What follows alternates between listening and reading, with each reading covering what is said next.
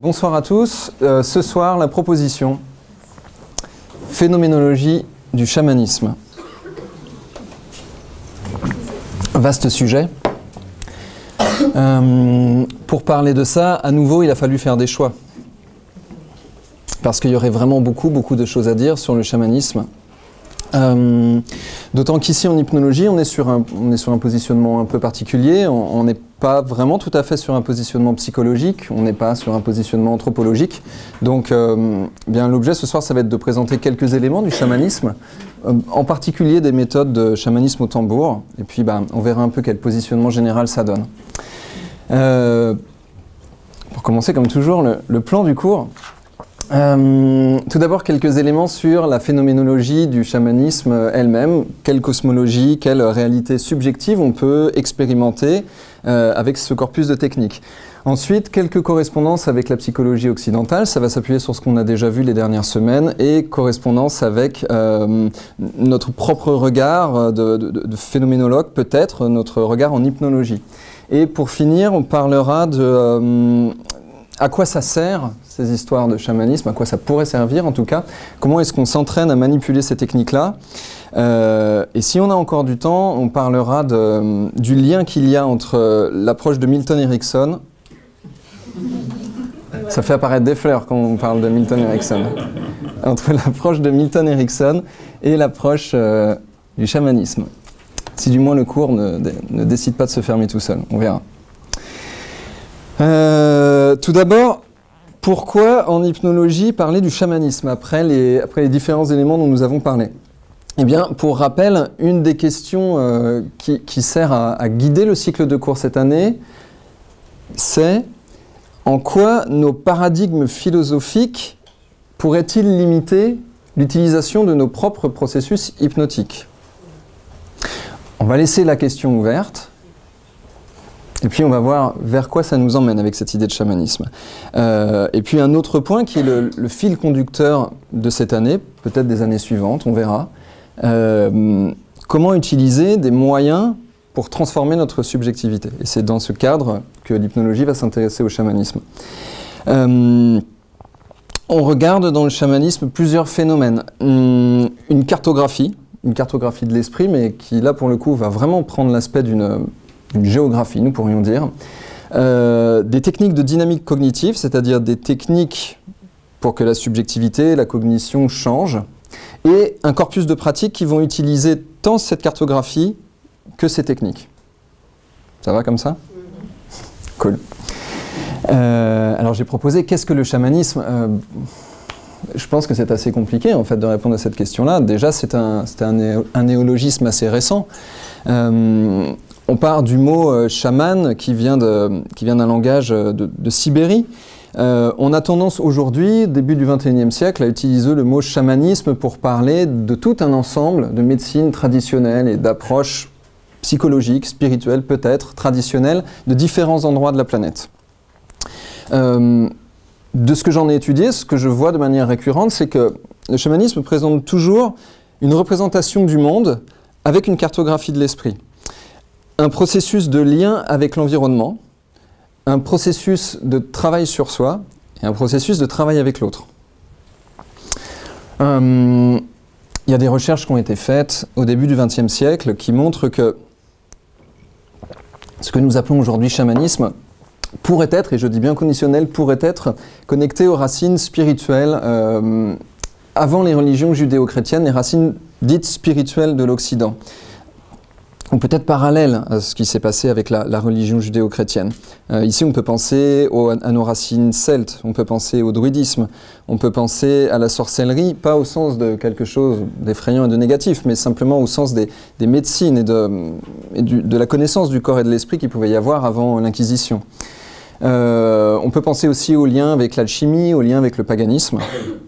Mais à chaque fois, quand on utilise l'idée du mot chamanisme, il y a la spécificité que l'on travaille avec une altération de l'état de conscience. Et pour ce cours aujourd'hui, je pense que ce sera plus simple d'utiliser ce vocabulaire habituel d'état de conscience altéré, état de conscience modifié, même si, comme vous le savez, on essaie de travailler un petit peu avec d'autres vocables, pour ne pas mettre trop de confusion. On va travailler avec ce vocabulaire-là. Voilà ce que pourrait être le chamanisme. De quelle cosmologie parlons-nous? De quelle cartographie du monde, cartographie de l'esprit parlons-nous? Un premier point qui me semble être un point intéressant, c'est que la cartographie de l'esprit dont nous allons parler vient de l'introspection, vient de l'empirisme, vient de l'expérience directe de certaines personnes. Dans les modèles que nous avons vus les dernières fois, du moins dans les modèles occidentaux, on a vu différentes cartographies de l'esprit et ça partait la plupart du temps de travail thérapeutique avec des communautés d'hommes et de femmes. Ici, c'est l'expérience d'un individu à l'intérieur de lui pour aller voir comment est composé son psychisme qui en fait découler une cartographie. Alors, pas vers trop de suspense. On peut retenir plusieurs classifications. Par exemple, Eliade retient la classification ciel, terre, enfer. On n'a pas vraiment retenu celle-là parce que ça faisait une confusion avec l'iconographie chrétienne.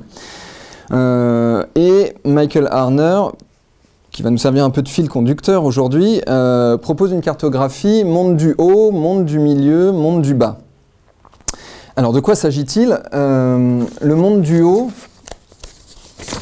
pourrait être, entre guillemets, un lieu où il y a de l'information.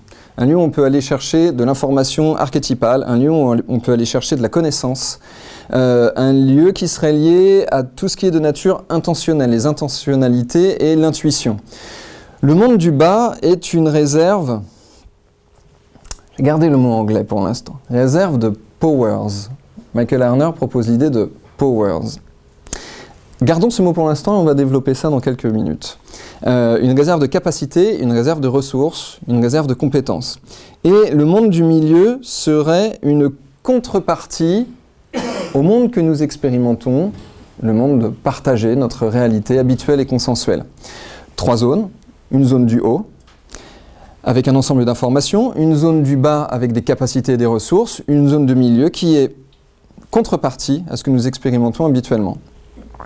De manière générale, dans les différentes cultures dites chamaniques, on a la représentation d'un axe central qui relie ces 3 mondes, sous différentes formes. Sous la forme d'une montagne, on va avoir les 3 zones, sous la forme d'un arbre, où la cime de l'arbre va être le monde d'en haut, les racines et la terre de l'arbre va être le monde d'en bas, et le tronc de l'arbre va être le monde du milieu, ou sous la forme d'un pilier. Restons sur ça pour l'instant. Si à un moment il y a une question, arrêtez-moi parce que comme il y a beaucoup d'informations, j'essaye d'aller un peu rapidement aujourd'hui. Ça va jusqu'ici pour la cartographie? Ok. Et dans cette cartographie, il y a toute une iconographie, pourrions-nous dire, il y a toute une phénoménologie. Il y a l'accès à une réalité peuplée d'instances autonomes. J'ai choisi le mot instance, on pourrait dire une réalité peuplée d'entités autonomes, peuplée d'esprits autonomes. Je ne suis pas très à l'aise à l'heure d'utiliser ces mots-là, alors je propose pour l'instant une réalité peuplée d'instances autonomes. Quel type d'instance? Michael Harner nous propose Animal Powers. Et on entend souvent ce mot traduit sous le terme des animaux de pouvoir. Parce que quand Michael Harner a proposé ces termes-là, les premières traductions, d'autres gens avant lui à vrai dire, les premières traductions vers le français ont proposé l'idée, Animal Powers, de le traduire par animaux de pouvoir. Or, la proposition ici, j'y ai longuement réfléchi à cette histoire de powers, ça m'a un peu pris la tête en fait pour être honnête. Et j'en ai discuté avec beaucoup de gens qui pratiquent le chamanisme. Et l'idée ici n'est pas d'un pouvoir. L'idée ici c'est de traduire le mot powers par une autre de ces traductions possibles, simplement des capacités. Et si on prend les termes animal powers, eh bien on parlerait dans ce cas-là de capacité animale, de ressources animales. On peut aller loin sur cette liste-là. Comment tu dis? D'essence, puissance. Ok, mais on n'est pas dans des histoires de pouvoir avec tout ce que ça connote en français. Vous voyez, des espèces de pouvoir, un truc un peu sorcier, bizarre. Des énergies animales, des instincts animaux. On est un petit peu dans cette idée-là. Donc, néanmoins, et c'est ça qui est amusant, c'est qu'il y a un accès à donc des ensembles de capacités, des ensembles de ressources qui pourraient être de nature animale. À vrai dire, nous, du point de vue darwinien, nous avons un fort héritage animal. Mais quand ça va prendre forme de représentation, dans le travail chamanique, ça va prendre une apparence animale. C'est là qu'il va s'agir de faire un choix. Est-ce qu'on considère que ce sont des entités ou des représentations? Et on va en parler un peu plus tard. Voilà une des populations que nous pouvons rencontrer dans le travail avec le chamanisme. Autre type de population, ce qu'on appelle des guides. De manière générale, en tant qu'information, en tant que capacité, il s'agit de connaissances, de conseils, d'orientation, d'information. Nous pourrions dire, vous savez, la petite voix. Vous connaissez la petite voix? La petite voix, eh bien, on pourrait dire que c'est un guide de ce point de vue-là. Mais à nouveau, dans le travail chamanique, quand ça va prendre forme de représentation, eh bien, quelle forme ça pourrait prendre? Ça peut prendre des formes humaines, des formes surhumaines, par exemple, des humains, des dieux mi-dieux, des anges, des archanges, des archétypes divers, archétypes au sens jungien. Ça peut aussi prendre d'autres formes, par exemple des lumières, des rayons d'arc-en-ciel, des vaisseaux extraterrestres, pourquoi pas l'esprit du vent, etc. Donc, une catégorie de animal powers, une catégorie de guides, et une autre catégorie dans la classification habituelle, l'esprit gardien, parce que j'en ai noté, la source fondamentale de nos capacités et de nos ressources, de celles qui nous permettent d'agir. Ça va? Ok. Et il est considéré, alors je vais quand même faire un aparté. Je trouvais que c'était un sujet important, le chamanisme. Je bloque sur le mot important parce que les autres sujets sont importants aussi, mais en fait, je vais vous dire ce que j'ai sur... Je vais dire ce que j'ai au fond de l'esprit. Je trouve que c'est un sujet sur lequel ça délire pas mal, en fait, dans les milieux spirituels, thérapeutiques. En France, peut-être pas tant que ça, mais dans d'autres pays, beaucoup. Et je me pose en garant de ce qui serait du délire ou pas. Reste à voir le sens de ce mot pour moi. Donc, j'ai choisi non pas de vous raconter ce que j'en pensais, mais de me baser sur une large bibliographie. Malheureusement, comme j'ai fait plein de petits renvois numéro 1, numéro 2, j'ai pas toujours en tête qui a dit quoi. Donc, je vais structurer ce cours en disant parfois « on dit que ». Ce n'est pas moi qui dis que, ce sont les gens que nous avons étudiés pour préparer ce cours. Ça vous va ?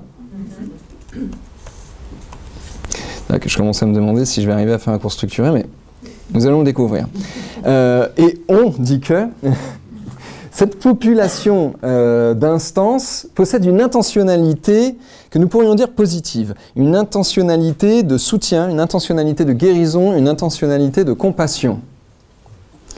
Mais parfois, la forme positive peut, sur le coup, nous heurter légèrement. D'ailleurs, parfois on peut se dire « ouh, ça secoue un peu ». Et puis peut-être plus tard on peut se dire « oui, mais ça a secoué pour de bonnes raisons pour moi finalement ». On en reparlera un peu plus tard encore de ça.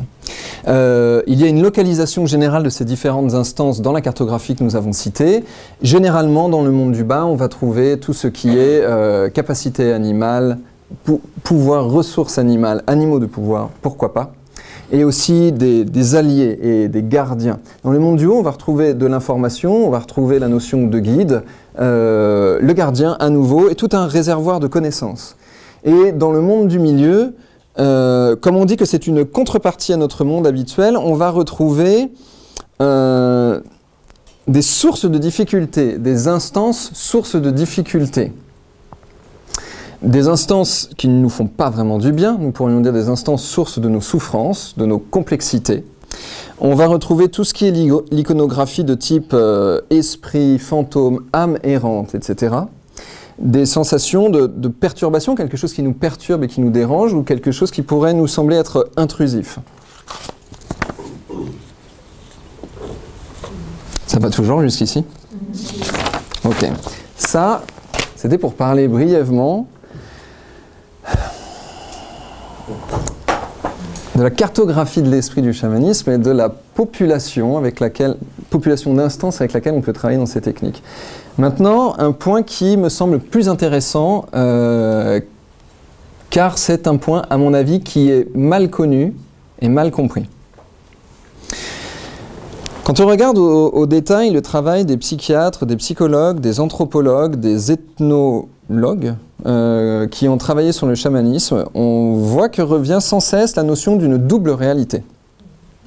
La réalité dont nous venons de parler avec une cartographie et une population d'instances n'est pas une réalité parallèle, c'est une réalité simultanée.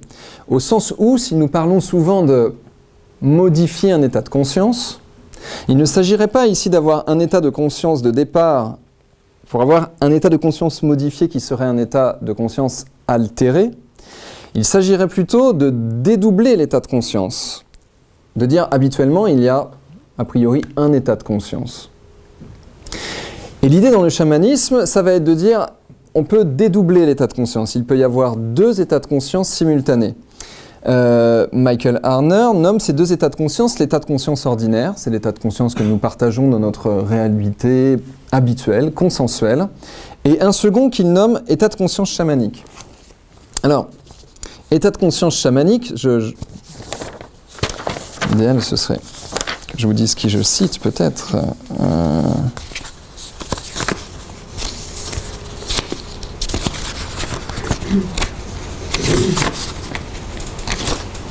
Mais je n'ai pas imprimé ma bibliographie. Ça aurait été trop simple. État de conscience chamanique, eh bien, je vous laisserai vous référer à cette bibliographie.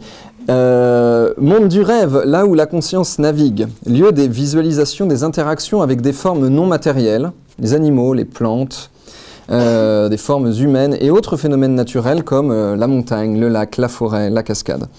État de conscience chamanique. Alors, on va pas mal en parler quand même aujourd'hui.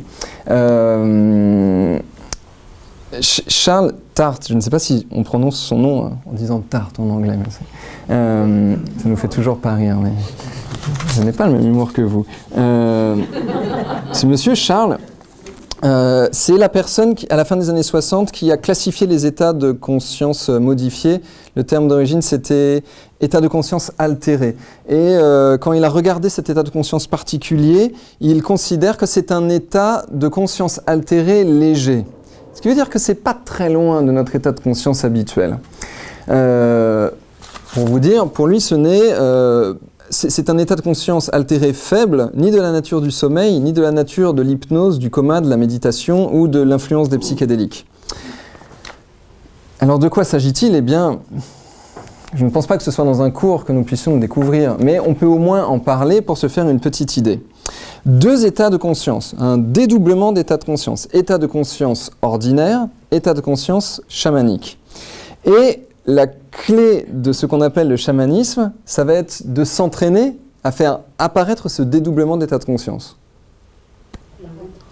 Clair? Super.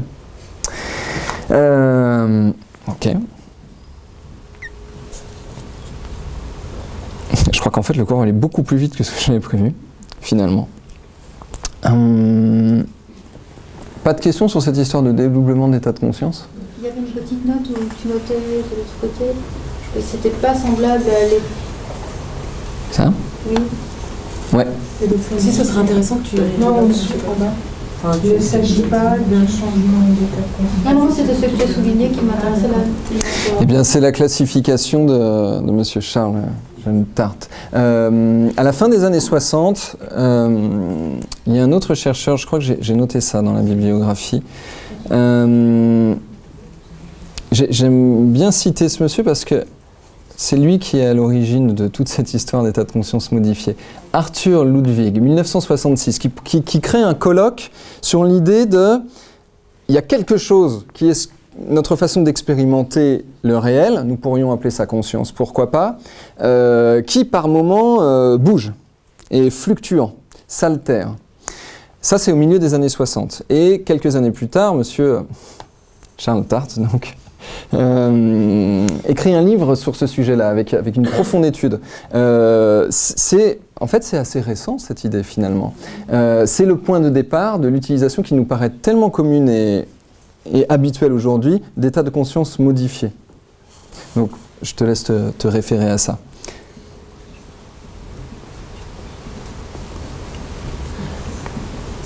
Mais je pense qu'on peut en dire un peu plus, quand même, sur cette histoire de... Eh bien, on va attendre un peu alors. Je pense qu'en développant la suite, c'est une question qui va apparaître et réapparaître.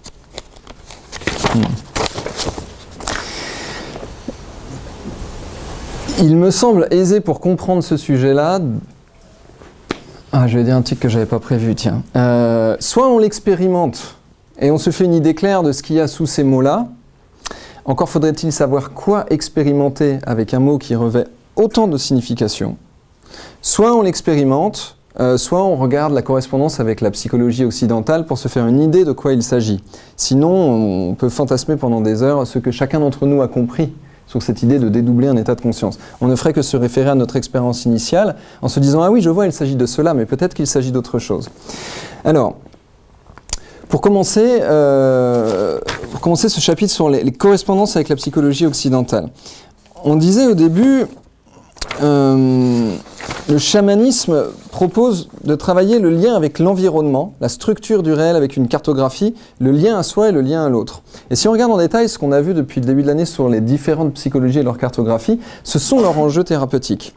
Travailler sur le rapport à soi-même, travailler sur le rapport à l'autre et travailler sur ce qui connecte les deux. Nous pourrions appeler ça la relation.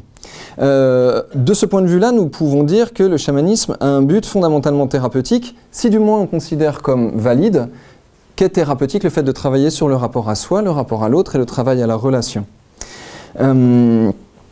D'autre part, le chamanisme, et nous l'avons dit aussi, a pour spécificité d'être un processus de guérison, processus thérapeutique ou processus d'accompagnement, spécificité que ce processus soit accompagné par la transe.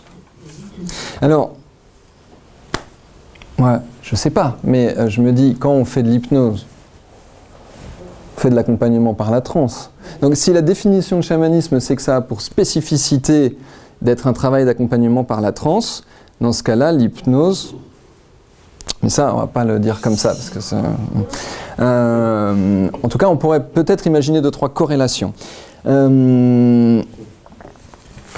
Par ailleurs, chamanisme comme voie de transformation de soi, pas vraiment dans une idée thérapeutique ici, dans une idée de transformation de soi. Il n'y a peut-être pas spécialement quelque chose à soigner ou à guérir pour avoir envie de se transformer. Chamanisme, processus d'auto-guérison, processus de compréhension de soi. Et on voit un lien entre le chaman et le psychothérapeute, c'est la volonté de travailler sur soi avec comme objectif de pouvoir aider et d'accompagner autrui dans la direction de son propre bien-être. Et ça, c'est quelque chose qui revient dans tout ce que j'ai lu sur le chamanisme. Je ne sais pas si c'est ici ou pas, mais... On parle souvent du chamanisme comme étant quelque chose qui permet de faire de grandes expériences incroyables. Peut-être, je ne sais pas. Mais quoi qu'il en soit, si la personne qui rentre dans ce processus-là fait des expériences éventuellement incroyables, ce n'est pas la finalité. Ce n'est qu'un moyen. La finalité, c'est de faire quelque chose sur soi, nous allons voir quoi juste après, dans le but d'accompagner les autres vers leur propre bien-être. Et je pense que c'est un point vraiment très important. Parce que je crois qu'il y a beaucoup de gens qui prennent l'expérience spirituelle, phénoménologique peut-être, comme une finalité. Et ça va poser quelques problèmes. Ça aussi, on va le voir après. Et du coup, la personne qui incarne cela, qui incarne le fait d'avoir travaillé dans le chamanisme et d'avoir réalisé certaines choses dans cette voie que nous pourrions éventuellement appeler le chaman, il a pour fonction d'être un homme médecine, d'être un homme accompagnant, d'être un homme agent et guide et accompagnant de la transformation de l'autre. Il y a des femmes chamanes maintenant. Il y a des... Ah oui, alors quand je dis le mot homme médecine, c'est homme au sens les humains, hein. Ce ne sont pas que des messieurs. Ok, je le mettrai en majuscule, Marie. Pas de problème. Autre correspondance avec la psychologie occidentale. L'idée des esprits. Du point de vue de Jung, ce sont des parties séparées de la psyché. Pourquoi séparées de la psyché? Parce qu'elles ne seront jamais associées au moi. Donc en fait c'est quelque chose qui est assez loin de ce que nous croyons être. On peut le dire d'une autre façon. Du point de vue de Jung, ces esprits et animaux de pouvoir sont des complexes autonomes inconscients. Et s'ils apparaissent en projection, c'est parce qu'ils n'ont aucune relation directe avec le moi. Qu'est-ce que ça nous raconte, cette histoire-là? Que si on se place dans un paradigme jungien, quand on pratique le chamanisme, par exemple, avec un tambour, mais nous verrons après avec quels autres moyens, ce n'est qu'avec nous-mêmes que nous sommes en relation, et non pas avec des entités qui seraient externes, dans une réalité externe, mais cachée. Ce n'est que nous-mêmes au sens où, rappelons-le, nous sommes multiples. S'il y a une unité psychique, il y a pourtant, et nous l'avons longuement vu, une multiplicité psychique. Et nous l'avons vu aussi, il y a des parts de nous qui ne nous plaisent pas trop, quoi. Il y a des parts de nous qui ne nous plaisent pas trop parce qu'on ne veut pas être ça. Je vous l'avais déjà donné en exemple à propos de moi-même. Je ne veux pas être quelqu'un de méchant, de colérique, d'incisif. Mais bien sûr, évidemment que des fois je le suis parce que c'est plus fort que moi. Alors il y a ces parts qu'on ne veut pas être, qui vont être dans l'ombre derrière. Et puis il y a aussi les parts qu'on ne veut pas être parce que c'est refoulé. Mais on a déjà beaucoup parlé de toutes ces choses-là. Parce que quelque chose dans notre construction nous a dit ça ne se fait pas. C'est une possibilité de refoulement. Ou quelque chose dans notre construction nous a fait nous dire à nous-mêmes ça c'est effrayant et je n'essaierai plus jamais d'être ça. Parce que c'est beaucoup trop flippant ce qui vient de m'arriver en essayant d'être ça. Donc on pourrait parler de la construction de la petite enfance, on pourrait parler des traumas, etc. Mais ce n'est pas vraiment le propos ici. C'est juste un rappel du point de vue jungien. Il y a des parts de nous qui nous animent en arrière-fond. Et les technologies chamaniques, du point de vue jungien, nous permettent d'aller rediscuter avec ces parts. Nous ne sommes que dans une forme de communication avec les différentes parts de nous-mêmes. Et je pense que les gens qui ont mis au point ces techniques avaient parfaitement compris tout ça. Pour le coup, je vais dire un truc vraiment personnel. Je pense que les gens qui ont mis au point toutes ces techniques avaient compris ce que les psychologues américains, certains français aussi, ont compris, que nous sommes multiples, que nous avons des parts à l'intérieur de nous, et que c'est compliqué en fait de gérer, de gérer toutes ces choses-là. Alors du coup, on pourrait leur donner une forme. Et puisque c'est dialogique, et puisqu'il y a toujours quelque chose qui s'auto-identifie et quelque chose qui est externalisé, on pourrait discuter avec elles en leur donnant une forme qui soit assez loin de nous, suffisamment loin de nous pour qu'on ne s'y méprenne pas. Comme des animaux, par exemple. Ou des fleurs, ou des montagnes. Je n'invalide pas d'autres possibilités d'analyse, mais du point de vue jungien, voilà avec quelle réalité psychique nous serions en train de travailler quand nous travaillons avec ce que nous appelons le chamanisme. Pour Richard Knoll, il s'agit d'autre chose. Les esprits, animaux pouvoirs, guides et gardiens sont des forces transpersonnelles qui nous animent mais échappent à notre contrôle. Encore une fois, il ne s'agit pas ici de quelque chose d'externe, mais simplement de quelque chose qui est à travers nous, transpersonnel. Je pense que Patrick Bernstein s'amuserait bien avec ce mot la semaine prochaine. Quelque chose qui est à travers la personne ou qui la traverse, qui la transperce. Bref. Quelque chose qui nous anime mais qui échappe à notre contrôle. D'autres classifications pour Richard Knoll, des forces et des actions qui vont être personnifiées, des forces de transformation, ou, et je ne fais que le citer, un alter ego, un autre ego, un non-moi, dont la connaissance est inaccessible dans l'état de conscience ordinaire. Et quelque part, heureusement, quand je suis dans mon état de conscience ordinaire, comme maintenant, ou quand je suis avec la boulangère ou avec des amis, heureusement que je ne suis pas en train de me dire il y a un arrière-fond, un non-moi qui est l'autre, qui est mon double négatif de tout ce que je ne veux pas être et qui est en train de peut-être agir ou pas, et je dialogue avec. Ah, ce serait un peu épuisant, quoi. Ça ne vous a pas fait marrer non plus. Alors, quelques correspondances. Chez Assagioli, par exemple, ce qui était malin, c'est de mettre le schéma. Vous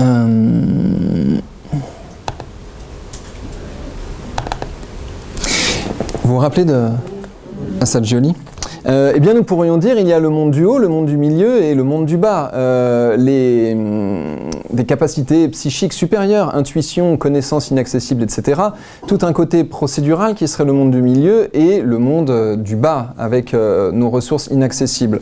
Or, à y regarder de plus près, la classification d'Assagioli, c'est supraconscient, psychisme, intuition, peak experience, etc.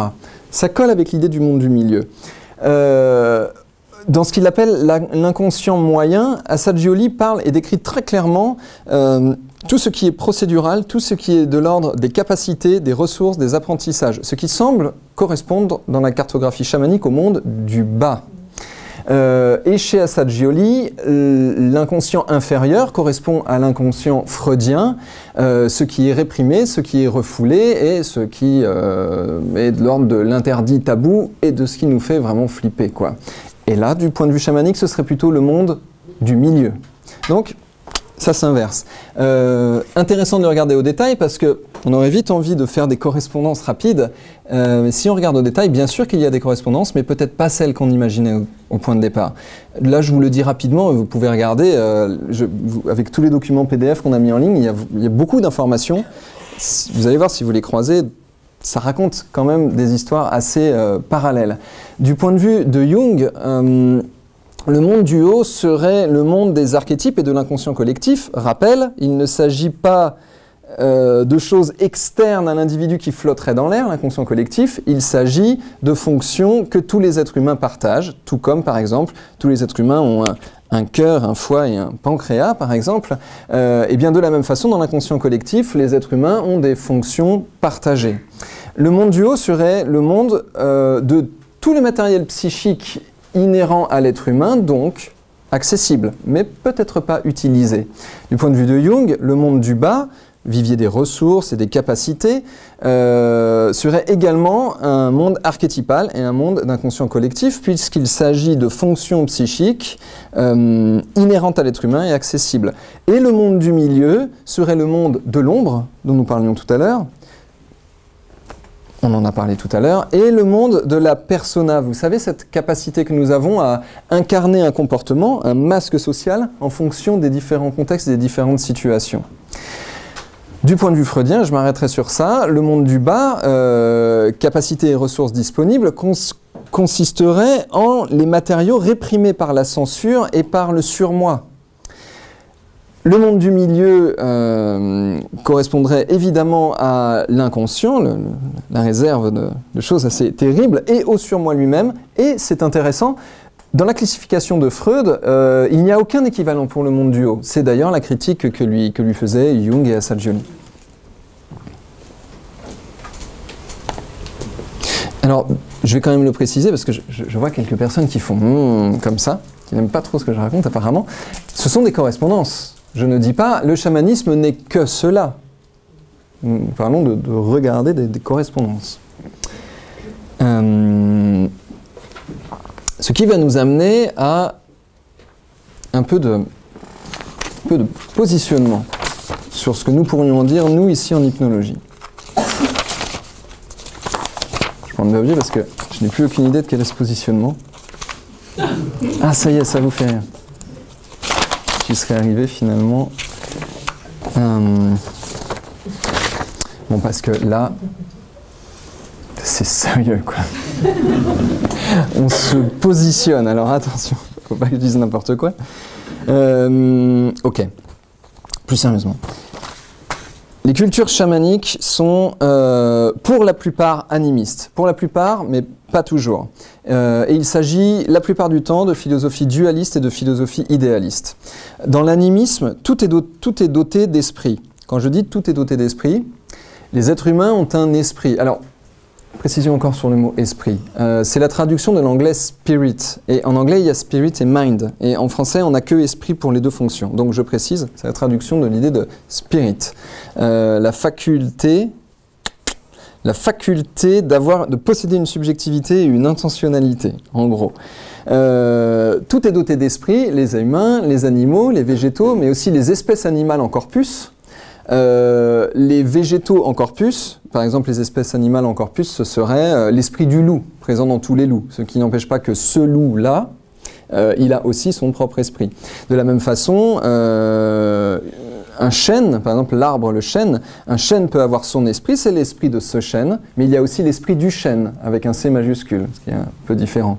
Prenons un exemple avec les humains. Il pourrait y avoir l'esprit de Cyril, sa personnalité, mais aussi son esprit en tant qu'Européen du XXIe siècle, par exemple. pour en parler de tendance générale. Et des conglomérats plus vastes, par exemple l'esprit de toute la forêt, l'esprit de toute la montagne, l'esprit de toute la planète, etc., etc. Et dans l'animisme, il est possible de communiquer avec ces esprits. Alors bien sûr, il ne s'agit pas de communiquer avec ces esprits dans l'état de conscience ordinaire, mais dans l'état de conscience chamanique. Un des buts du chamanisme étant de travailler avec ces deux états de conscience. Dans certaines cultures, par exemple les Jivaros et les aborigènes, eux ils vont plus loin, ils sont clairement dans une philosophie idéaliste. Eux considèrent que l'état de conscience chamanique, dont nous parlons depuis tout à l'heure avec sa phénoménologie, est la vraie réalité, et que l'état de conscience ordinaire, donc la réalité partagée, est de la nature de l'illusion et du rêve, ce qui nous renvoie clairement aux philosophies idéalistes dont nous avons déjà parlé. Notre positionnement en hypnologie, eh bien, c'est que peu importe en fait, à vrai dire, ça change pas grand-chose. C'est pas du tout ce que je devais dire, ça. Notre positionnement. Nous retenons un regard simplement phénoménologique et psychodynamique. C'était notre positionnement. Pour nous, tout cela n'est qu'une réalité subjective et interne à la psyché individuelle. Prenons l'analogie du rêve. On n'a pas besoin de se poser des questions pendant des heures à se demander est-ce que le rêve est une vraie réalité? Est-ce que c'est une réalité matérielle dans un autre plan dimensionnel, matériel? Est-ce que ça montre quelque chose à propos d'une philosophie idéaliste? Et est-ce que le monde lui-même n'est qu'un grand rêve? C'est intéressant ces questions-là, mais comment vous le dire comme ça? Ce n'est pas toujours très utile, finalement. En revanche, si on garde cette analogie, ce qu'on pourrait utiliser des techniques chamaniques, c'est le fait que c'est une stricte réalité subjective. Et que si nous pouvons en faire expérience par des moyens ou par d'autres moyens, bien, ce serait bien dommage de s'en passer. D'où la question de départ, est-ce que nos paradigmes philosophiques limitent l'accès à nos propres capacités hypnotiques? On semblerait s'orienter vers le oui. Tant que je le dis au conditionnel, je pense que ça passe. Notre positionnement, c'est que tout cela est une réalité subjective, interne à la psyché individuelle, et qu'il s'agit de systèmes cognitifs dynamiques avec des accès et des communications dialogiques avec des représentations de notre propre esprit. Ça passe ?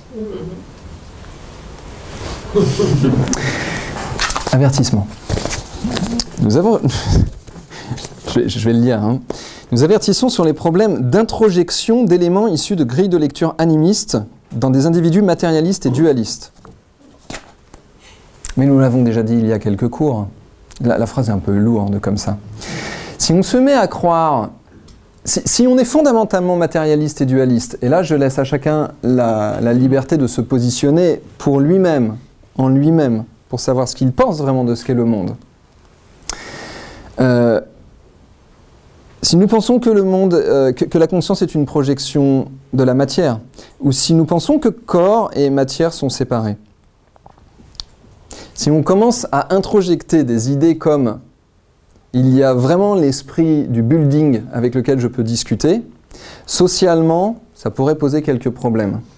Et au niveau de l'équilibre psychique, ça pourrait, mais je le dis au conditionnel, ça pourrait poser quelques problèmes. Les pratiques chamaniques ne présentent pas de danger en soi. Et c'est important de le dire.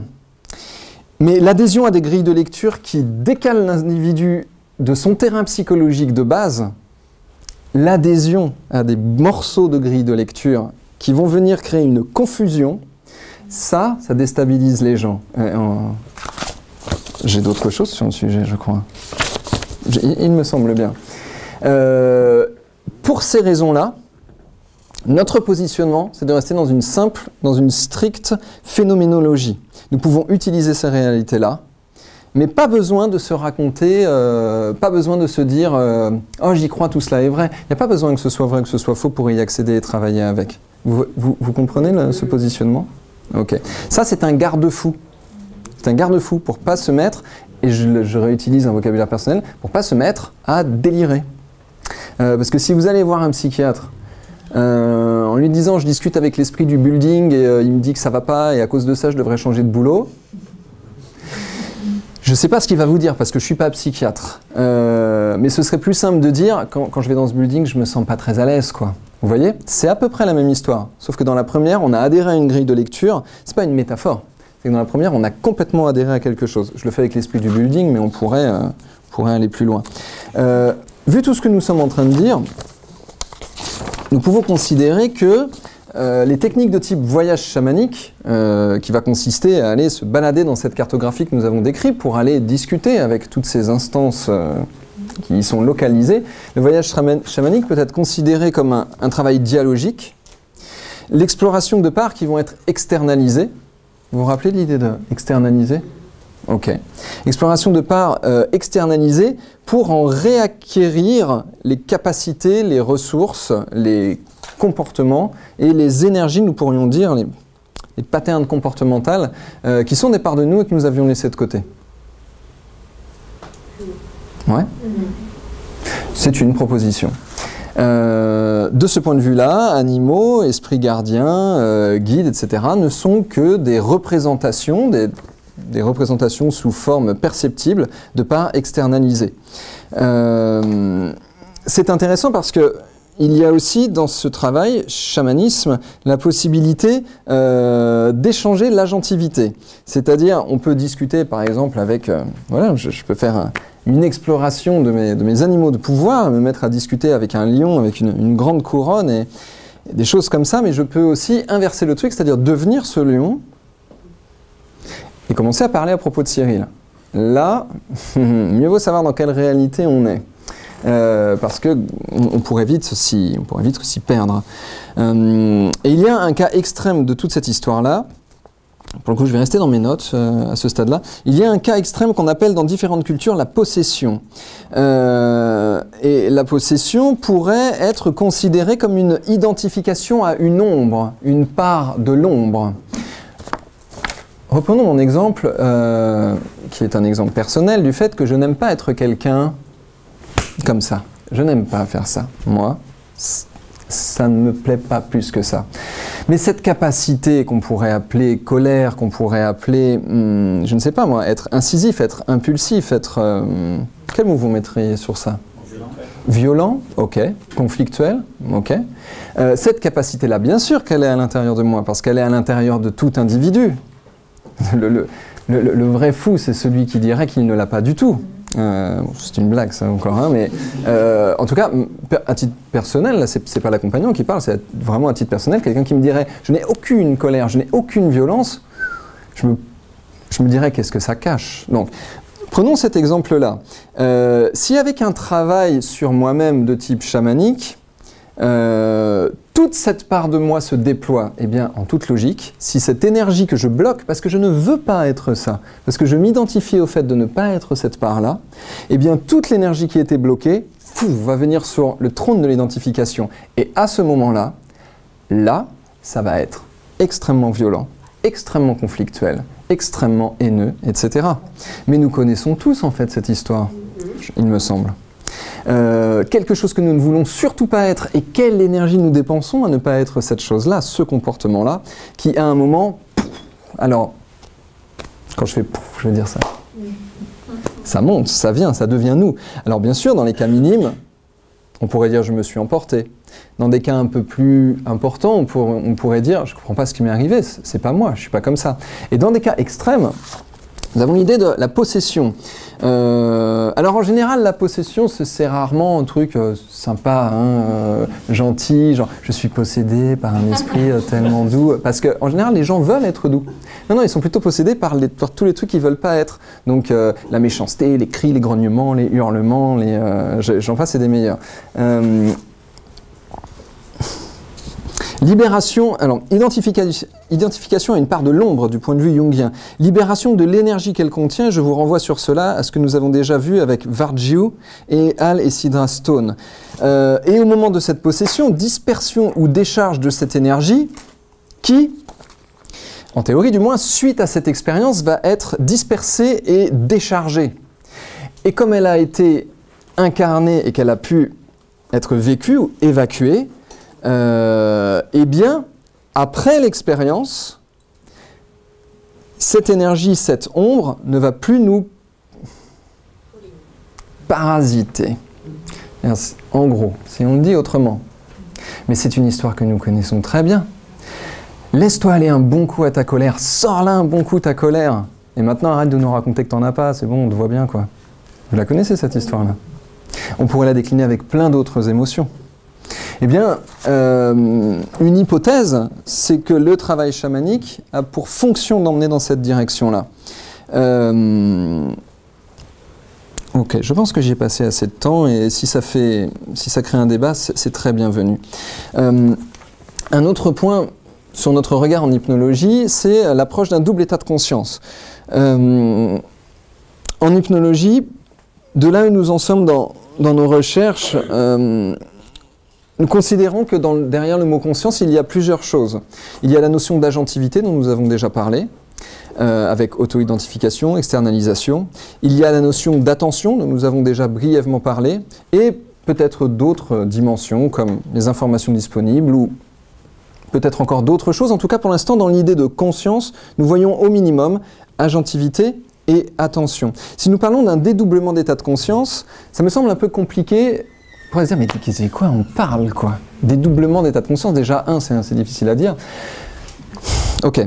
Si on prend cette idée que conscience contient agentivité et attention, eh bien nous pouvons parler non pas d'un dédoublement de l'état de conscience, mais d'un dédoublement de l'agentivité, c'est-à-dire être deux personnes en même temps. Et dans tout travail dialogique, il y a un dédoublement de l'agentivité. Quand je commence à dire je parle avec moi, il y a une discussion entre moi et mon enfant intérieur. Pas si compliqué que ça à faire. Hein. Il suffit juste de se dire tiens, si j'imagine le petit que j'étais. Ah, qu'est-ce qu'il a à me dire? Bon, ben voilà, il va se passer quelque chose. Expérience dialogique. Nous avons ici un dédoublement de l'agentivité. Et un dédoublement de l'attention, une attention multiple, un travail d'être attentif à plusieurs choses à la fois. Par exemple, être attentive à une personne en étant très attentive à ce qui se passe en dehors du point focal de l'attention. Ou alors être attentif à un même phénomène en y attribuant plusieurs signifiants, plusieurs significations possibles. Par exemple, pas prévu d'exemple sur ça. Ok, par exemple, regarder une personne, discuter avec une personne et simultanément être en train de faire de la calibration, c'est-à-dire de comprendre quel est son langage non verbal. Par exemple, on est dans un phénomène de double attention. Ou alors, écouter dans son langage verbal les différents sens possibles dans ses phrases. Je ne sais pas si vous avez déjà joué à ça. C'est assez vertigineux. Il y aurait d'autres exemples sur ça, mais les exemples sont un peu maladroits. Dédoublement de l'agentivité et dédoublement de l'attention, qui en soi sont des dédoublements de l'état de conscience.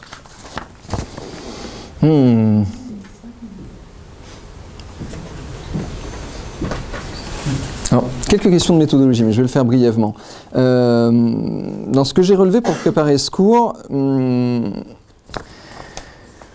la communauté scientifique au sens des différents savoirs dans différentes UFR, anthropologie, sciences cognitives, psychologie, phénoménologie, ethnologie, tout le monde s'accorde à peu près pour dire qu'il y a vraiment un manque de méthodologie pour étudier un double état de conscience. L'Occident n'a pas le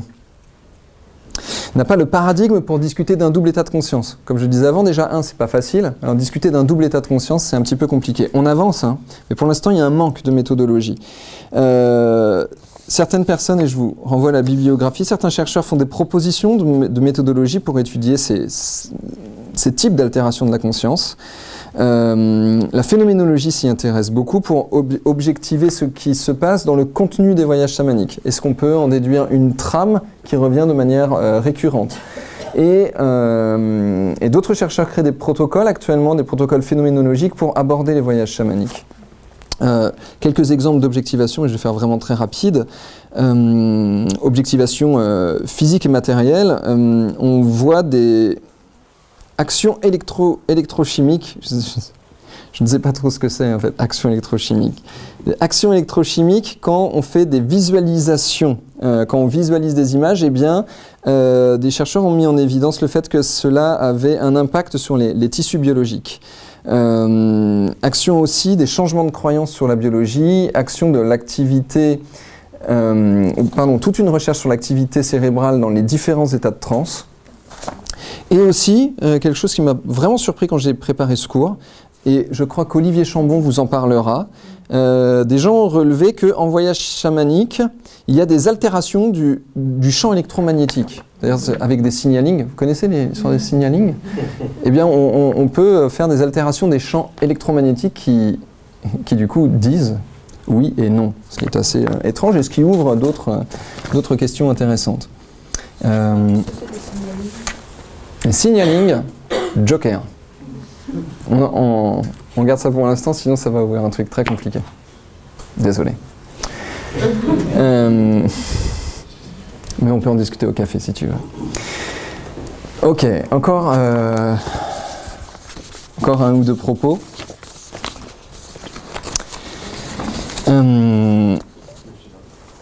Ça va jusqu'ici?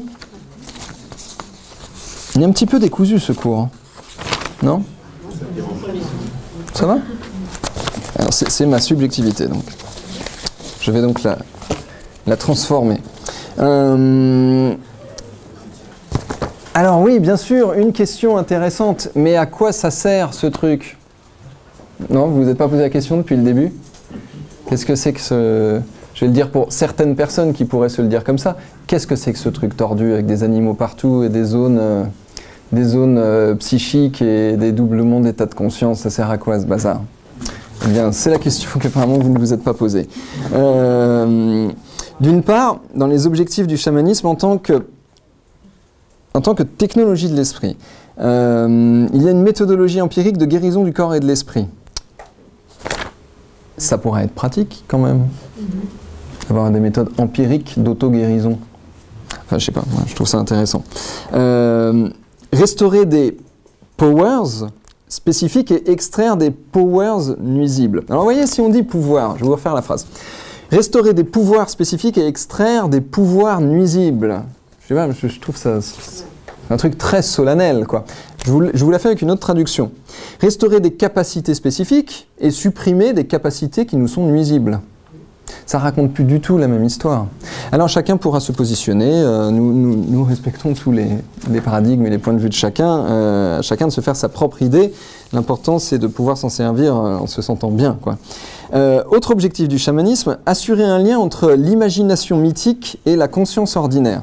Et nous ferons prochainement un cours sur le thème de l'imaginaire, l'imagination et l'imaginal. On pourra vraiment parler de tout ce qui est image mentale interne, dialogue intérieur et cette idée de imagination mythique. Un des objectifs du chamanisme, assurer un lien entre cette imagination mythique et l'état de conscience ordinaire. Un autre objectif du chamanisme, une pratique pour le bien-être. Quel type de bien-être? Eh bien, nous l'avons dit tout à l'heure, le bien-être psychique, le bien-être physique et le bien-être social, pour soi-même et pour autrui. Et une dernière, qui me semble être une de celles qui nous intéresse le plus dans nos métiers d'accompagnement, un corpus d'entraînement, au pluriel, pour accéder consciemment à nos contenus inconscients. Je vais faire une pause et je vais la refaire plus lentement. Un corpus d'entraînement pour accéder consciemment à nos contenus inconscients. Parce que, a priori, dans cette civilisation, personne ne nous a appris à accéder consciemment à nos contenus inconscients. Alors, je ne connais pas tous les métiers d'accompagnement, mais dans celui qui parfois est le mien, accompagnant, praticien en hypnose ericksonienne, il y a quand même beaucoup de gens qui disent « j'aimerais bien accéder consciemment à ce truc inconscient ». Je vais vous dire comment ils le disent. C'est plus fort que moi, j'arrive pas à contrôler ce truc-là, et ça me prend la tête, et je sais pas comment faire, parce que j'ai pas envie de faire ça, j'ai pas envie d'être comme ça, mais j'arrive pas, et j'aimerais aller par là, et je sais que c'est par là que je veux aller, mais j'y vais pas, et je sais pas pourquoi. Des entraînements pour accéder consciemment à nos contenus inconscients. C'est bien sûr la raison principale pour laquelle nous ramenons le thème du chamanisme dans l'hypnologie. Il me plaît ici tant l'idée de pouvoir accéder que de pouvoir s'y entraîner. Et pour ceux qui se sont formés en différentes techniques comme la sophrologie, l'hypnose ericksonienne ou non ericksonienne, mais aussi d'autres techniques comme l'ostéopathie par exemple, il y a une capacité à s'entraîner, à accéder à quelque chose qui n'est pas conscient. Alors, quels entraînements? J'avais construit mon cours en me disant, si je le construis comme ça, quand je vais leur dire quels entraînements, ils vont faire « ouais ». Mais ça n'a pas marché. Quels entraînements? Eh bien, Richard Knoll explique qu'il y a 2 étapes pour maîtriser les esprits. Maîtriser les esprits. Et il traduit immédiatement sa phrase en disant « c'est-à-dire pour capter la vision et agir dessus ». C'est sa définition de maîtriser les esprits. Première étape, apprendre à clarifier les images mentales intérieures par altération des états de conscience. Deuxième étape, développer le contrôle de cet imaginal intérieur. Je vous le refais. 2 étapes. Apprendre à clarifier les images intérieures. Comment? En altérant les états de conscience. Deuxième étape, développer le contrôle sur l'imaginal intérieur. Et si vous faites ces 2 étapes, bravo, vous êtes un chaman. Certificat. Or, regardez bien. Vous allez voir, c'est amusant. La plupart des gens qui s'intéressent au chamanisme s'arrêtent à la première étape, qui est apprendre à clarifier les images intérieures par altération des états de conscience. Et la plupart des gens qui s'intéressent au chamanisme s'arrêtent à l'étape altérer les états de conscience. Alors, comment faire pour altérer les états de conscience? Alors, je vous donne 2 classifications. Altération de la chaleur physique ou psychique. Nous pourrons parler ici des huttes de sudation, de la résistance au chaud et de la résistance au froid, des visualisations qui vont perturber le système, je ne connais pas le nom de ce système, la régulation de la température dans le corps. Altération de la chaleur. Privation physique et sensorielle. Ici, nous aurions par exemple le jeûne, la diète, la déshydratation, etc., etc. Usage de psychotropes. Où là, en effet, nous avons une forte altération des états de conscience. Ou auxiliaires auditifs, par exemple, travailler avec les tambours ou travailler avec les sons et les phonèmes. Si on regarde, par exemple, l'histoire de usage de psychotropes, de quoi sommes-nous en train de parler? Nous parlons dans le chamanisme, du moins tel qu'il est étudié par les 35 personnes que j'ai citées ici, nous parlons d'altérer les états de conscience dans le but d'apprendre à clarifier les images intérieures, dans le but d'en développer le contrôle, dans un but de guérison. Or, il y a des gens qui disent « moi, je fais du chamanisme ». Ils prennent des psychotropes et ils en font une finalité. Alors, moi, je ne juge pas ces gens-là. La seule chose que je peux en dire, c'est que ça n'a rien à voir avec ce qu'on peut étudier sur le chamanisme, en fait. Deuxième classification, qu'est-ce qui peut altérer les états de conscience? C'est la classification de Metzner. Ce qu'on appelle dans la littérature psychédélique, set and settings, le travail sur les intentions et la configuration psychophysique, et le travail sur la ritualisation de l'ambiance environnante. Travailler sur ces 2 dimensions, et vous pouvez le vérifier par vous-même, mais on en reparlera dans les prochains cours, travailler sur ces 2 dimensions altère et parfois profondément les états de conscience. Travail sur le set and settings, travail sur l'imagination dirigée, travail sur la respiration, qui va faire le pont avec des techniques orientales dites non chamaniques. Travail sur l'utilisation des sons et usage de psychotropes. Et c'est l'un des points clés du chamanisme. La première étape va avoir pour fonction de déconstruire les structures limitantes de la personnalité dans le but de préparer la deuxième étape qui est contrôler son monde imaginal intérieur. Est-ce que vous me suivez? Ok. Ça en fait fuir certains. Il y a monsieur Deichmann, par exemple, qui parle de ça de manière très claire. Il dit « Tout cela consiste en des techniques d'induction de transe qui ont pour fonction de déconstruire ces structures psychiques ou de déautomatiser. Mettre en lumière nos automatismes pour perdre nos automatismes. » Alors, j'ai mis une note ici, c'est une note que j'ai trouvée dans mes recherches, mais qui me semble assez intéressante, je vous la lis telle quelle. Déconstruire ces structures psychiques, c'est aussi un danger du chamanisme, pour les Occidentaux. Sans structure d'accompagnement adaptée, dans les sociétés occidentales modernes, la déconstruction des structures psychiques habituelles peut créer une très forte déstabilisation temporaire qui peut revêtir les symptômes de psychopathologie. Vous me suivez? Je ne sais plus ce que j'ai écrit après, mais l'idée c'est que Dans les contextes traditionnels, il y avait un cadre pour faire ce truc-là. Que pour travailler sur soi-même avec un double état de conscience, oui, à un moment, je vais vous le dire avec des mots personnels, ça fait un peu vriller. Mais il y avait un cadre pour accompagner ces choses-là. Or, aujourd'hui, on voit des personnes sur lesquelles je ne porte pas de jugement, mais simplement nous pouvons le constater, qui proposent des stages de chamanisme sans vraiment se renseigner sur où en sont les individus dans leur vie, sans se renseigner sur ce qu'ils prennent comme médicaments, sans non plus se renseigner sur leur suivi psychiatrique ou psychologique et les traumas antérieurs et les changements d'étape de vie qu'ils sont en train de subir, et qui vont leur proposer d'aller se balader dans l'imaginal en partant très loin en transe, ça c'est la transe, quand je mime ça, très loin en transe, avec des tambours. Alors pourquoi pas? Pour certains ça va aller, mais il y en a d'autres, ça va vraiment les emmener dans la première étape. Et là, du coup, temporairement, il va y avoir une déconstruction des structures psychiques. Alors, plusieurs chercheurs, je reprends mon texte, plusieurs chercheurs indiquent le besoin de prise en considération de ces phases de transition dans la psychiatrie moderne et dans l'accompagnement psychologique. Certains chercheurs, par exemple, parlent de crises spirituelles, qui sont des phases de transition pour mener à un second état. Et là, ce serait vraiment bien qu'on en discute avec des psychiatres, mais en fait, il y a déjà beaucoup de psychiatres qui discutent de ces choses-là, parce que si la psychiatrie met sous médicaments des gens qui sont dans une phase de transition, qui présentent des symptômes de psychopathologie, certains psychiatres considèrent que ça peut empirer le problème. Donc là, il y a quelque chose à regarder vraiment au détail. Et pour ça, je ne fais pas de blague, parce que c'est quand même un sujet important. Alors voilà, c'est un des dangers potentiels. Encore une fois, ces pratiques elles-mêmes ne consistent pas en des dangers, mais c'est si on perd le fil avec ce à quoi elles servent que ça peut devenir un danger. Quel entraînement à superposer, à synchroniser ces deux états de conscience, état de conscience ordinaire et état de conscience chamanique? Eh bien, nous l'avons dit tout à l'heure, nous pouvons considérer cet entraînement à dédoubler l'état de conscience comme un entraînement à dédoubler l'agentivité ou à dédoubler l'attention. Alors, il y a tout un corpus d'entraînement pour dédoubler l'attention, créer une attention seconde. Ici, vous pouvez regarder tout ce qui est de nature éthique, par exemple. Tout ce qui est de nature éthique dans toute tradition crée un renforcement, un dédoublement de l'attention. Je ne vais pas développer, désolé.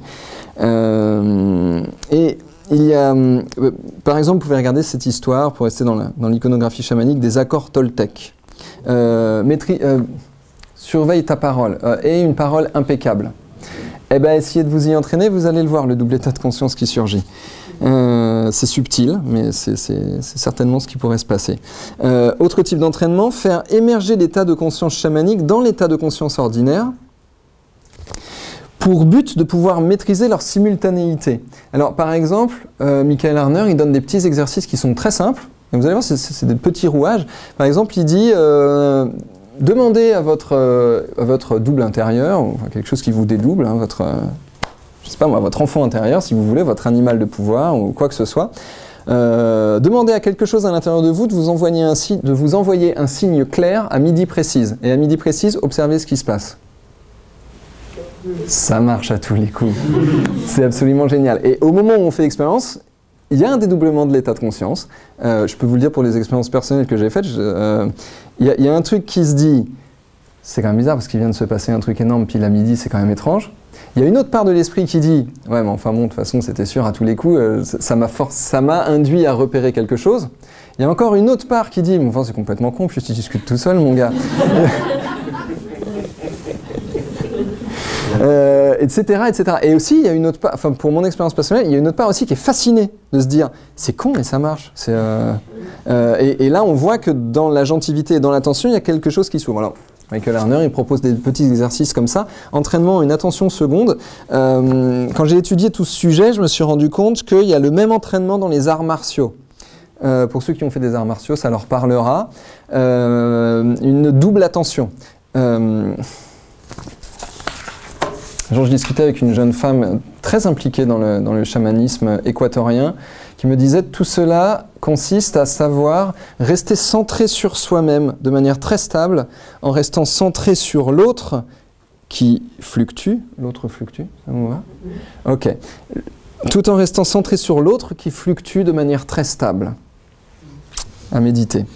Être capable de rester centré sur soi de manière stable, tout en restant centré sur l'autre de manière stable. Il y a ici une idée d'un double centre, une double attention.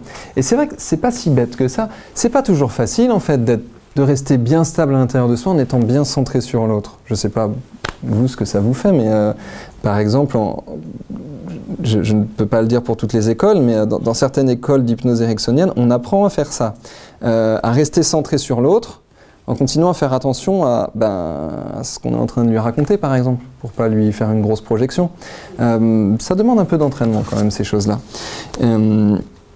Alors, voilà quelques petits exemples d'entraînement à superposer et synchroniser ces deux états de conscience. État de conscience ordinaire et, du point de vue de Michael Harner, état de conscience chamanique. Et puis, il y a l'entraînement au voyage chamanique. Alors les voyages chamaniques, assez typiquement dans le néo-chamanisme, c'est-à-dire dans le chamanisme moderne occidental, ça va être souvent du travail avec un tambour. Le tambour est un inducteur de transe. Nous avons fait la liste tout à l'heure de ce qui pouvait altérer l'état de conscience et le travail sur les percussions en fait partie. On va battre un tambour jusqu'à un moment où de manière très naturelle et prouvée scientifiquement, ça induit un état de transe, c'est un phénomène parfaitement normal. Et une fois que cet état de transe est induit, on va par un travail de présupposé emmener ou s'emmener soi-même dans la cartographie en 3 mondes. J'ai été clair ? On va donc pouvoir aller se balader dans le monde d'en bas. Alors il y a plein de manières de se balader dans le monde d'en bas. Par exemple, on peut imaginer une grotte, comme Alice un peu finalement, comme Alice de Alice au Pays des Merveilles. Imaginez l'entrée d'un tronc creux et imaginez qu'on entre dedans. Et ce qui est très intéressant, et on aura l'occasion d'en reparler dans les mois qui viennent, c'est que tout ça semble fonctionner comme des séquences de impulsion-réponse. On pourrait dire lecture-écriture. Je voudrais m'expliquer sur ça. Il semblerait, là je le dis, je vais faire du encore plus conditionnel, il se pourrait qu'il semble que, si on crée un état de transe chez quelqu'un et qu'on lui donne la séquence « imagine un tronc d'arbre creux », eh bien la réponse de l'esprit est « ah oui, bien sûr, il y a un tunnel derrière ». Alors, Jung nous parle d'inconscient collectif, de structure archétypale innée et inhérente aux êtres humains. Peut-être qu'il s'agit de cela, et en hypnologie, je ne sais pas trop quand, mais nous allons vraiment explorer toutes ces questions-là. Si ce sont des séquences naturelles qui nous font accéder à nos propres capacités, c'est de l'hypnose ? Oui. Quelqu'un a dit c'est de l'hypnose. Je ne sais pas si c'est de l'hypnose, il faudrait voir qu'est-ce que ça veut dire hypnose. Entraînement au voyage chamanique. Alors, guidé ou auto-guidé, guidé par quelqu'un qui va battre le tambour et peut-être donner des indications, lancer des séquences pour que l'esprit réponde, ou auto-guidé, ça marche quand même mieux quand on a les présupposés, c'est-à-dire quand on sait un petit peu où il faut aller explorer. Apprentissage à utiliser le contenu, c'est-à-dire à aller en effet aller chercher des capacités, des ressources, discuter avec des pouvoirs animaux, des alliés, des guides et des informations, et entraînement au processus lui-même qui est faire émerger l'état de conscience chamanique et synchroniser les deux états de conscience. Quelques références bibliographiques sur les inductions de transe par les battements du tambour. Dans le chamanisme traditionnel, le tambour est, j'allais dire divinisé, mais c'est pas tout à fait ça. On donne un esprit au tambour. On donne une intentionnalité, une subjectivité au tambour pour expliquer pourquoi il a ce pouvoir, cette ressource, cette capacité de nous emmener dans quelque chose de différent. De manière moderne et scientifique, on voit, je vous les ai écrits, je vais les dire rapidement, surtout pour la vidéo, on voit une action du tambour sur le système nerveux central. On voit que l'action des basses fréquences du tambour et les intermodulations dans les basses fréquences du tambour créent une génération, une suractivation des ondes θ dans le cerveau. On voit que l'action du... Oui, voilà, beaucoup de travail sur l'activité électrique cérébrale. Et on voit aussi qu'il y a une génération d'ondes cérébrales particulières. Il faudra que je vérifie les chiffres. Une génération d'ondes cérébrales particulières par le rythme du tambour. Un rythme, si vous battez 3 fois par seconde, ça fait du 3 Hz. C'est un rythme qui va venir se mêler aux autres informations basse fréquence dites intermodulation du tambour. En gros, c'est si vous avez une note qui fait 40 Hz et une note qui fait 44 Hz. Et sur un tambour, il y en a plusieurs des notes. La vibration résultante, c'est un 4 Hz. mais l'oreille humaine ne peut pas l'entendre. Mais j'ai pas le temps pour le cours de musicologie là ce soir. Voilà pourquoi et surtout, non voilà pas pourquoi, voilà comment le tambour crée une induction de transe assez forte, si du moins on s'en réfère aux anciennes échelles de transe. Est-ce qu'on a un peu de temps pour parler de Milton Erickson ou pas du tout? Quelle heure est-il? 21h. 8h30.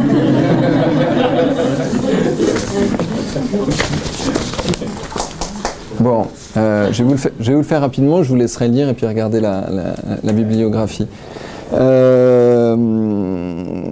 Milton Erickson était très intéressé par la culture native américaine qui était autour de chez lui, c'est-à-dire en Arizona. Il était passionné par le sujet.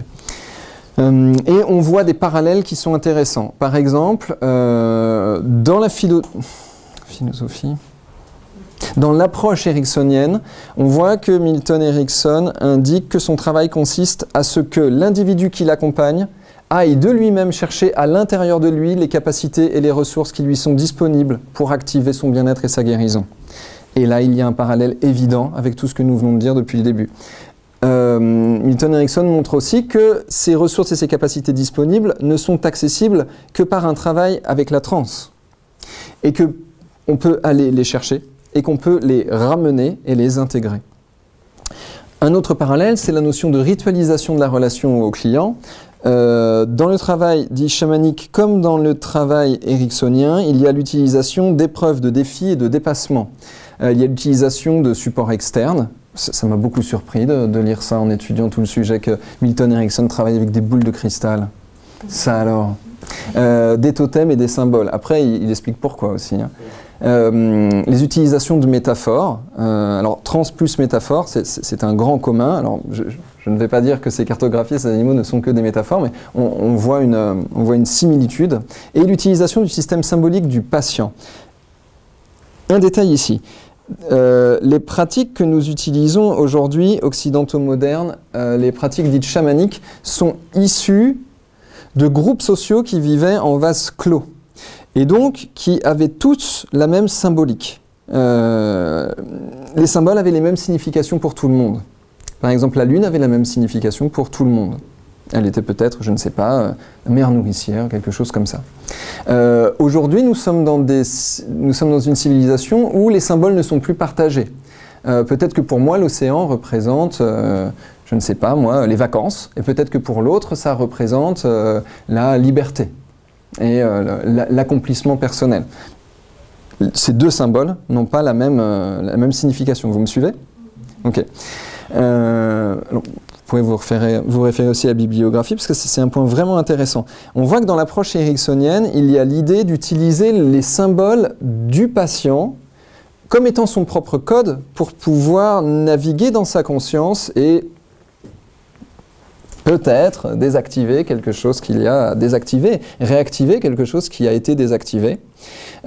Utiliser les symboles comme le code de la personne. Or, dans les sociétés chamaniques, les symboles étaient partagés. Et aujourd'hui, ce qu'on voit dans le chamanisme, c'est que les symboles sont projetés sur les individus. C'est-à-dire, si je veux faire un week-end d'initiation chamanique, on va me dire, eh bien, la lune signifie la mère nature, par exemple.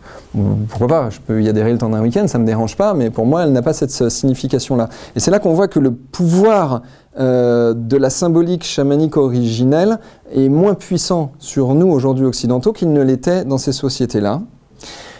Et c'est le point commun que nous pouvons voir avec Erickson parce que je pense qu'il a bien compris cette question-là et qu'il s'est dit le truc, ce n'est pas d'imposer aux gens la signification d'un symbole, c'est de travailler avec les symboles des personnes et de trouver quelle signification ils ont pour eux. Je me suis un peu embourbé dans ce point, mais... C'est là. S'adapter à leur carte. S'adapter à leur carte, oui. Et nous parlons là de techniques cognitives dans lesquelles la carte était partagée par tout le monde. Quelques autres points communs, la transe du praticien. Passons. Et pour finir, je pense que c'est le plus important pour finir, des différences importantes entre les deux approches. Quelqu'un m'a dit récemment, dis donc hypnologie, ça parle beaucoup de transpersonnel. Mais je rappelle qu'ici, nous sommes dans une école ericksonienne. Erickson n'a pas modélisé de psychologie, il ne s'est pas posé en philosophe. En fait, quelqu'un me disait récemment, s'il n'y avait pas eu Ernest Rossi, il n'y aurait pas les propos d'Erickson, quoi. Et Erickson... oui, Erickson refute les interprétations spirituelles et transpersonnelles. C'est pas qu'il s'y oppose, c'est qu'il dit ça ne sert absolument à rien. C'est pas moi qui dis ça, c'est Erickson qui dit ça. Et Erickson se pose en scientifique et en rationaliste, et il dit que les interprétations de manière générale ne sont pas le propos de l'accompagnement, et que les interprétations de nature spirituelle ou suprapsychique au sens de Assagioli ou transpersonnelle au sens de Stan Grof et Maslow ne sont pas le point de l'accompagnement.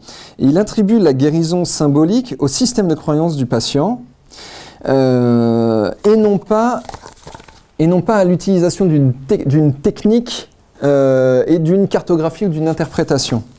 Et enfin, dernière différence, Erickson conserve le rapport verbal comme étant le cœur de l'approche thérapeutique. Or, dans les approches chamaniques, il y a très peu, du moins, d'interaction verbale.